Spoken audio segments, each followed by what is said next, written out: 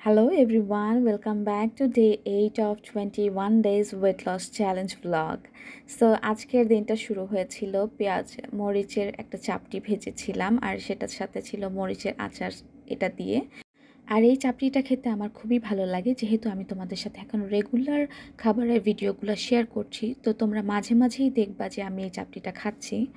আর এখনও আমাকে কারা কারা সাবস্ক্রাইব করো নাই তারা এক্ষুনি গিয়ে তাড়াতাড়ি সাবস্ক্রাইব করো, প্লিজ প্লিজ প্লিজ, আর লাইক করে দাও। হ্যাঁ, আর এই হচ্ছে কি পাশের বাড়ির আন্টি আমাদের দই মিষ্টি দিয়ে গেছিলো, ওনার ছেলে শ্বশুর বাড়ি থেকে দিয়ে গেছিলো সেটা, তো আমি একটুখানি খেয়েছি। তো মিষ্টি দেখলে আমি লোভ সামলাতে পারি না।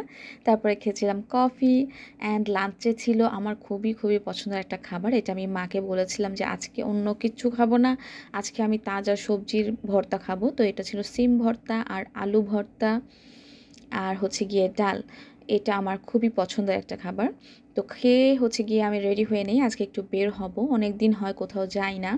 তো আমি এদিকে হচ্ছে গিয়ে আমার ক্যামেরা রেডি করছিলাম একটু ভিডিও করার জন্য। এদিক দিয়ে আমার ভাই এসে উকি ঝুঁকি মারছিল, তাই ওকে একটু টেনে ক্যামেরার সামনে আনলাম, যদিও আসতে চায় না। তো এই তো আমরা বের হয়ে গেলাম।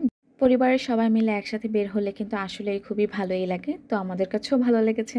এবং রাতে এসে বাসায় মা চটজলদি একটু সাদা বোয়া ভাত রান্না করেছিল আলু দিয়ে, যেহেতু এত বেশি সময় ছিল না রান্না করার। আর এই বোয়া ভাতটা লাল মরিচের ভর্তা দিয়ে খেতে আমার কাছে বেস্ট লাগে, যদিও অন্য ভর্তাও ছিল, বাট আমি বেশিরভাগটা লাল মরিচ ভর্তা দিয়ে খেয়েছি।